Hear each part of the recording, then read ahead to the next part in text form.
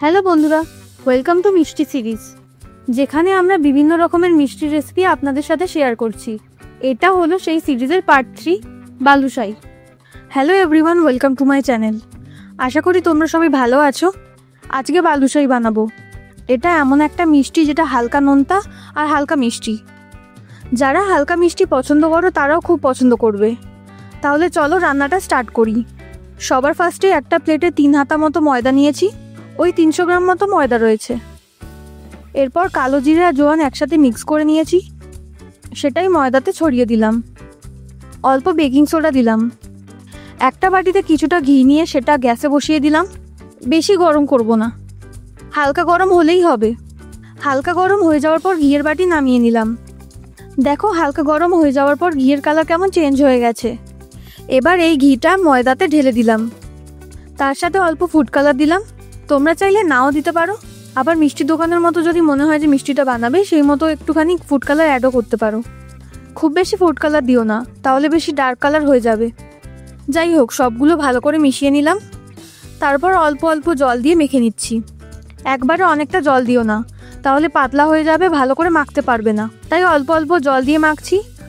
যখনই দরকার পড়ছে তখনই জল দিচ্ছি, তাহলে বোঝা যায় জল আর লাগবে কি না। আর এই ডোটা একটু নরম করেই মাখবো, বেশি শক্ত মাখবো না। হাতে ঘি লাগিয়ে নিয়ে ডোটা মাখছি যাতে মিষ্টিটা খাস্তা হয়। ডোটা নরম করে মাখা হয়ে গেছে। এখন ডো থেকে গুচি কেটে নিচ্ছি। একটু মিডিয়াম সাইজেরই রাখছি। গুচি কাটা হয়ে গেছে। এবার ফার্স্টে গোল করে নিয়ে তার মাঝে আঙুল দিয়ে ছোট গোল করে নিচ্ছি। দেখো, খুবই ইজি, খুব বেশি ঝামেলাও না এটা বানাতে। দেখো, দেখতে অনেকটা ডোনাটের মতো লাগছে।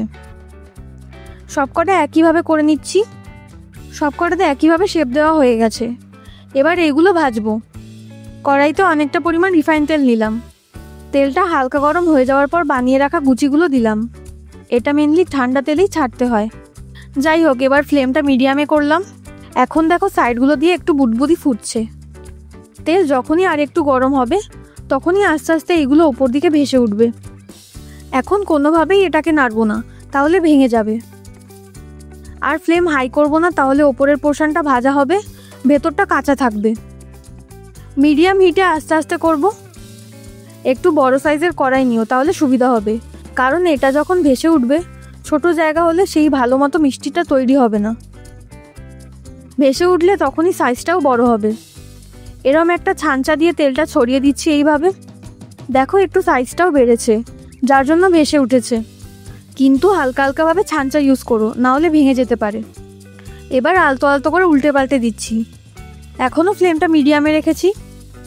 এক সাইডটা হয়ে গেছে, তাই অপোজিট পার্টটা উল্টে দিলাম। অন্যদিকে অল্প পেস্তা নিয়ে জলে ভিজতে দিলাম। এখন গ্যাসের ফ্লেমটা হাই করেছি, যেহেতু হালকা ফ্রাই হয়ে গেছে। কিন্তু নাড়বো না, যেরকম ফ্রাই হচ্ছে তেমনই রাখবো। পেস্তাগুলো থেকে খোসা ছাড়িয়ে নিচ্ছি। কিছুক্ষণ হাই ফ্লেম করেছিলাম, এখন আবার মিডিয়াম ফ্লেমেই রাখলাম। ওই ধরো 20 মিনিট ধরে এটা ফ্রাই করছি। যখন হাই ফ্লেমে থাকবে তখন সামনে থেকে একটু নোটিস রাখবে, যাতে পুড়ে না যায়। পুড়ে গেলে পরে গন্ধ ছাড়বে আর খেতেও একদমই ভালো লাগবে না। আস্তে আস্তে উল্টে পাল্টে দিচ্ছি, যেহেতু এটা খাস্তা, খুব বেশি নাড়াচাড়া করলে ভেঙে যেতে পারে। উল্টানোর সময় খুব সাবধানে উল্টাবে, যাতে তেল ছিটকে না আসে। দেখো কত সুন্দর ফুলে উঠেছে। ভাজার আগে কত ছোট সাইজ ছিল, আর এখন দেখো কত সুন্দর হয়েছে। পেস্তা কুচি কুচি করে কেটে নিচ্ছি। গোল্ডেন ব্রাউন কালার হয়ে গেছে।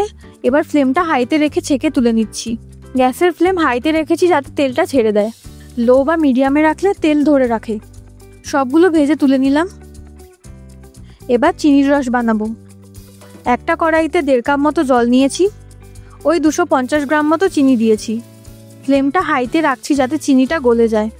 হাই ফ্লেমে রেখেই চিনির রসটা বানাবো। যদি মনে হয় চিনি লাগবে তখন আরও কিছুটা পরিমাণ চিনি অ্যাড করো। রসের কনসিস্টেন্সি একদম পাতলাও হবে না, আবার খুব মোটাও হবে না, একটু মিডিয়ামেই থাকবে। মাঝে মাঝে দেখে নিচ্ছি রসটা কিরম হয়েছে। আর একটু চিনি লাগবে, তাই আরও চিনি দিলাম। কিছুক্ষণ আরও ফুটিয়ে নিলাম। রস বানিয়ে নিয়েছি। ভেজে রাখা বালুশাইগুলো ঠান্ডা হয়ে গেছে। আর এবার রসটাও একটু ঠান্ডা হয়ে গেছে। বালুশাইগুলো একটা একটা রসে দিয়ে উল্টে পাল্টে চিনির রসে ডুবিয়ে নিয়ে তুলে নিচ্ছি। খুব বেশিক্ষণ রাখছি না। ভাজার পর বালুশাই রসে দেব না, একটু ঠান্ডা হয়ে যাওয়ার পরই দেব। আর একটা একটা বালুশাই রসে দিচ্ছি, কারণ অনেকগুলো একসাথে দিলে ভেঙে যেতে পারে। যাই হোক, সবকটা বালুশাই রসে ডুবিয়ে তুলে নিলাম। ওপর দিয়ে একটু পেস্তা কুচিয়ে গোলাপের পাপড়ি দিলাম। দোকানের মতো বালুশাই তৈরি। আজকে রান্না রেডি। রান্নাটা ভালো লাগলে লাইক, শেয়ার, কমেন্ট করবেন, অ্যান্ড সাবস্ক্রাইব করতে ভুলবেন না।